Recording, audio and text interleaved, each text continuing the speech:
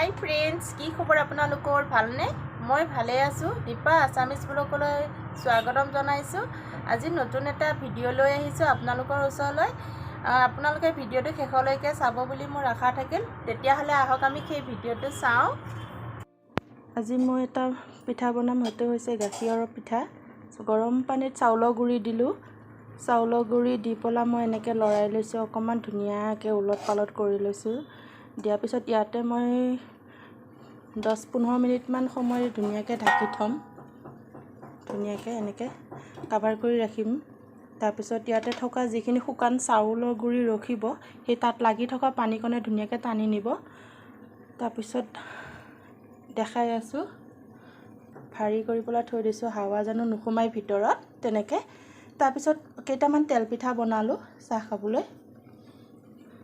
ঘৰতে চাউলৰ গুড়িকণ পালোঁ যদি আৰু বনাই দিলোঁ। তাৰপিছত নাৰিকল অকণ কাটি লৈছোঁ, এয়া ধুনীয়াকৈ মিক্সিত মাৰি ল'ম।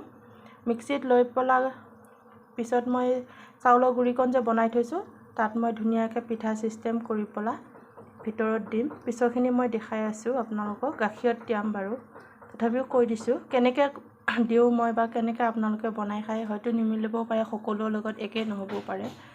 তেতিয়াহ'লে আহকচোন, মই এইকণ মাৰি আহোঁ। এয়া মই মিক্সিত মাৰি লৈছোঁ। অকণমান অ'পেন কৰি চাওঁ গুড়ি কেনেকুৱা হৈছে। এনেকুৱা হৈছে, আৰু অকণ মাৰি দিব লাগিব, কম হৈছে। এতিয়া গুড়ি কৰা হৈ গৈছে, আৰু বেছি গুড়ি নকৰোঁ। ইয়াত থাকি গুড়ি হ'লে বেয়া লাগিব, অকণমান এনেকৈ থাকিব বাৰু, বেছি গুড়ি নকৰোঁ। এতিয়া এনেকৈ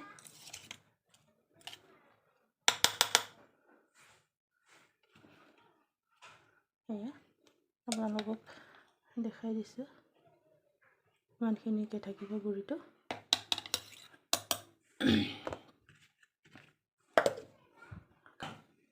এয়া এতিয়া চাগে পূৰা হৈ গ'ল, আৰু বেছি নাই। ডাইনিঙৰ ওপৰতে মানে এইটো ফ্লাৱাৰ ৱাছটো ৰাখিছিলোঁ, মেচিন ঘূৰাৰ কাৰণে সি পৰি যাবৰ কাৰণে ওলাইছে। সেইটো কাৰণে মই হাতেৰে ভাল লাগিছেনে বাৰু? ফুলকেইটা ভাল লাগিছে নিশ্চয় আপোনালোকৰো। চাওকচোন কিমান ধুনীয়া দেখিছে। লিলি আছে ইয়াতে pink colour glass, white colour glass, kitchen thermal 2 প্ৰকাৰৰ আছে। এয়া কিমান ধুনীয়া লাগিছে ন? মই ৱাজত সদায় এনেকৈ ফুল দেখিলে বহুত ভাল পাওঁ। মই হেপ্পী হৈ থাকোঁ ফুল দেখিলে। ফুল মই বহুতেই ভাল লাগে। এনেকৈ মুঠি ল'ব লাগিব, এনেকৈ ভালকৈ মোহাৰি ল'ব লাগিব, পূৰা মিলাই ল'ব লাগিব। এনেকৈ ৰ'ব, কালাৰটো অহা নাই। এনেকৈ পূৰা ধুনীয়াকৈ মুঠি ল'ব লাগিব, এনেকৈ ইমান ধুনীয়াকৈ।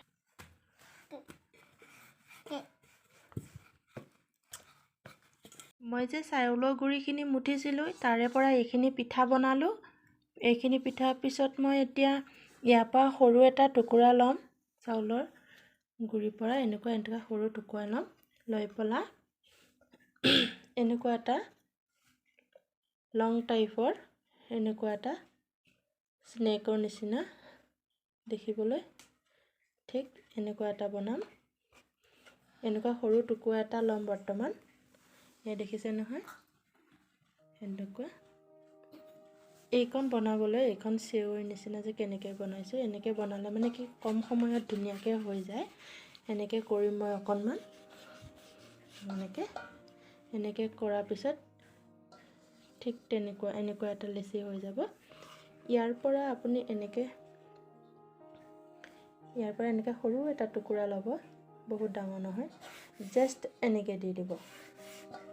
এনেকৈ দেখিছে নহয়, এনেকৈ জাষ্ট এনেকৈ। যদি আপোনাৰ হাতখন শুকাই তিতা নিচিনা লাগে, তেতিয়াহ'লে আপুনি এনেকৈ অকণ গুড়ি লৈ পেলাই শুকাই দিব পাৰিব। তাৰপিছত এনেকৈ দিব, জাষ্ট নৰ্মেল। এই একেবাৰে ইজি, সকলোৱে বনাব পাৰিব। যিসকলে নেজানে বনাবলৈ, তেওঁলোকক কৈছোঁ মই। এনেকৈ ইয়াৰ পৰা সৰু টুকুৰা এটা লৈ পেলাই জাষ্ট এনেকৈ মাৰি দিলেই হৈ গ'ল। তাৰপিছত এইখন বনাই আছোঁ, এতিয়ালৈ হোৱা নাই, সম্পূৰ্ণ হোৱা নাই। সম্পূৰ্ণ হ'লে মই আপোনালোকক দেখাম কেনেকুৱা হৈছে। ইয়াত আছে আৰু অকণমান এইখন বাকী ৰৈছে, তাৰ পৰা এইখন হৈছে, তাৰ পৰা ইয়াত এইখন ৰেডি কৰি আছোঁ। এয়া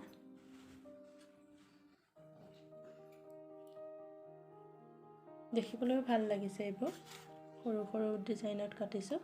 মই গোটেইখিনি একে এইটো পিঠা আৰু এই দেখিবলৈ এনেকুৱা হৈছে। এই পিঠাটো মই আৰু এই চেৱৈকণ, চাউলৰ চেৱৈকণ মই একেলগতে বইল কৰিম। বইল মানে গাখীৰত মই একেখিনি গাখীৰতে গোটেইখিনি তিয়াম। মই কেনেকৈ তিয়াওঁ বা কেনেকৈ বইল কৰোঁ সেইখন দেখাম মই আপোনালোকক। এতিয়া চেনি অকণ দিব লাগিব, পুৰা গেছ লেটাৰ। চেনি দিয়া হৈ গ'ল। তাৰপিছত উতলিলে ইয়াতে নাৰিকলকণ দি দিব লাগিব। তাৰপিছত আকৌ উতলাব লাগিব। এতিয়া নাৰিকল ঢালা হৈছে।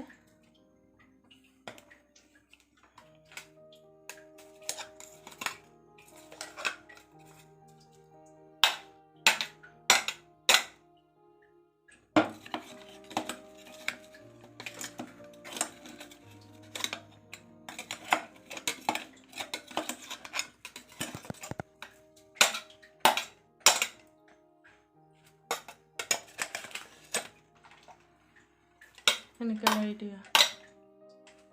বাছ সেইটো অকণ ধুই দিব লাগিব।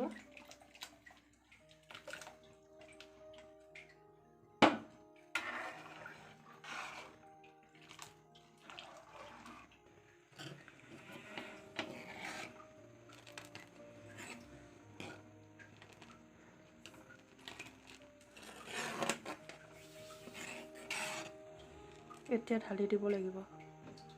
গাখীৰ পূৰা উতলি গৈছে, এতিয়া ঢালি ডাঙৰখিনি দিয়ে।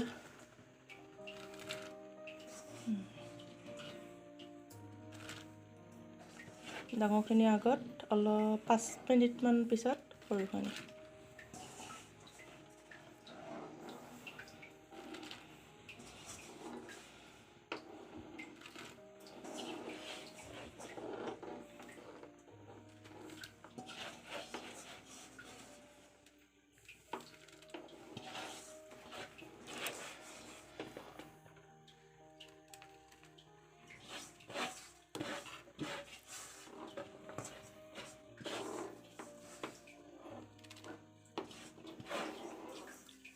এনেকৈ লাৰি থাকিব লাগিব, নহ'লে তলত লাগি যাব। এতিয়া সৰুখন দি আছে। এতিয়া সৰুখিনি ঢালি আছে।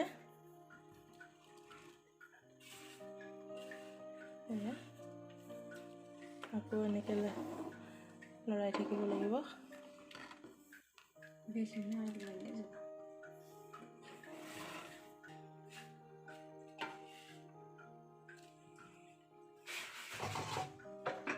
এতিয়া লাহে লাহে ফুলি আছে আৰু 10 মিনিটমান সময় লাগিব। ফ্ৰাই হৈ আছে আৰু এতিয়া লাগাতাৰ লৰাই থাকিব লাগিব। লাৰি নিদিলে তলৰ পিনে নহ'লে একদম পূৰা লাগি যাব, জ্বলি যোৱা চান্স থাকে। ইয়াতে এটা মই চাউলৰ গুড়ি পেষ্ট বনাইছোঁ, তাতে ঢালিবলৈ। এনেকৈ ঢালি দিলে মানে তাতে থকা গাখীৰকণ অকণ ডাঠ হ'ব, সেইটো কাৰণে। বাছ এতিয়া মই এইকণ ঢালি দি আছোঁ। পিঠাগুড়ি পানী 2 চামুচ দি পেলাই এটা পাতলা পেষ্ট বনাই লৈছিলোঁ। কেৱল গাখীৰকণ ইয়াতে থকা পিঠাতে থকা গাখীৰকণ ডাঠ হ'বলৈহে, তেতিয়া খাই ভাল লাগিব। এইটো ৰাতিপুৱা খালে বেছি ভাল লাগিব, ঠাণ্ডা হ'লে। এতিয়াও খাই চালে মিঠাটো ঠিকে আছে নে নাই টেষ্ট কৰিব পৰা যাব এতিয়া।